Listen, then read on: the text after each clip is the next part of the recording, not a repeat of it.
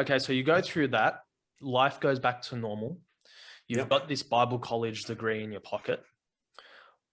Where's your career path taking you now? Because I know you didn't have the easiest couple of years trying to figure out what was next. How do you figure out what's next? How do you figure out where to move? Right. I was thinking you were going to bring this part up in my life, mainly because of certain few 6 months that we went through together. We did. And let's just say you ate all of my snacks constantly. Yeah. We'll leave that story. Maybe we'll get to it later on in this. So you come back, and Yeah. I guess the reason I'm asking it is because you were so short in your teen years. You know, I mean, yeah, you started off thinking it was music, but once you hit Yeah. year 10, year 11, you sort of knew. You're like, okay, I'm going to be in ministry. I'm going to Yeah. go study and I'm going to do this. But God obviously had other plans for you when you got back. Yeah. So you get back and you start moving forward with that. You take on an internship at church and you start moving forward. At what point in the internship program did you start thinking, hold on, this isn't where God's got me? Yeah, that's an interesting question, actually, Ray. And I knew you were going to bring it up, so I was actually pre-planning this response. Okay, good. Since you said it, but I think for me the pressure kind of got to me when I was at Bible college, because when you get to the end of your 4 years there, obviously there's a big pressure on the seniors that are graduating to find placements within a church, whether it be as a full-time pastor, like straight up intern pastor, stuff like that. And I think I was like one of like 3 people that didn't have a placement graduating from Bible college. And so there was a big pressure on all my friends are going into ministry. And I thought, that's just what you do. Like, you go through Bible college and then bang, you just head straight into ministry. But I think what was happening to me at that time is I was letting other people dictate what my life would be. Okay. I had people telling me you have to go into ministry, obviously from overseas. I had people in Australia encouraging me to go into ministry.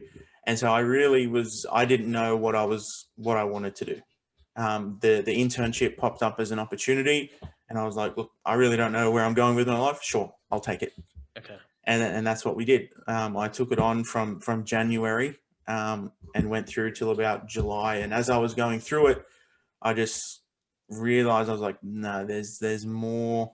There's something else out there for me. Not saying that an internship is the wrong thing to do, but I think for me at that point in my life, it's not where I was meant to be. Yeah, and I think it's such an important, and there's a reason I bring it up. It's such an important point to bring up because I think, especially in Christian circles, we treat ministry as if it's the be all and end all, especially if you've gone to Bible college. And Yeah.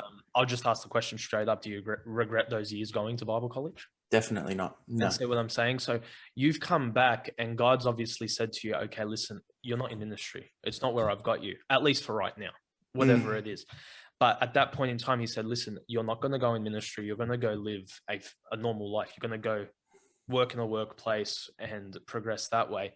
And I think it's important to note that because that's not doing the wrong thing. You know what I mean? Like we get so technical with things as Christians and we say, oh, because they're not going into ministry, they're doing the wrong thing. No, this is where God's moved him. Yeah. And I remember having conversations about that with you and even with my dad at the time. And we were both just saying, you know, if God's moved you in that direction, then good on you for listening to that, because that's a lot of pressure in itself. Yeah. I think also another thing for me is not that I didn't have regrets doing it, but I wasn't giving up ministry as a whole. Yeah.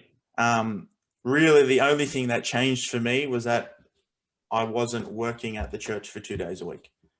But I was still in orchestra every Sunday. I was still in choir. I was still preaching every couple of months when I was on the schedule. I was still helping in the Lawns ministry. I was still helping in the youth ministry. The only thing for me that changed was I'm really just not working at the church 2 days a week. Yeah.